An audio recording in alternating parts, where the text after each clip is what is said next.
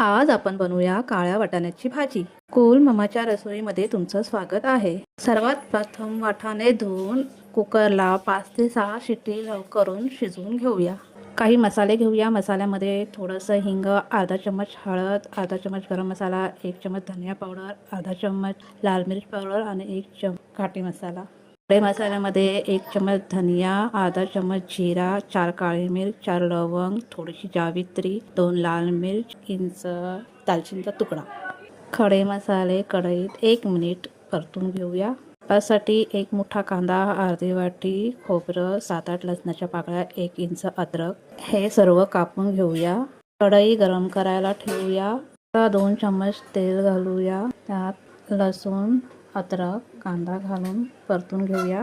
हे थोडं भाजलं गेलं की त्यात खोबरं हे घालून तेही व्यवस्थित भाजून घेऊया। भाजलेले खडे मसाले, कांदा खोबऱ्याचं वाटण आणि थोडीशी कोथिंबीर मिक्सरच्या भांड्यात काढून घेऊया।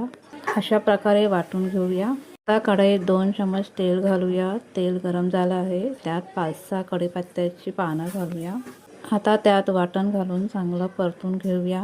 मिक्सरच्या भांड्यात थोडं पाणी घालून तेही त्यात घालून परतून घेऊ। वाटणात मसाले घालून तेही छान मिक्स करून परतून घेऊया।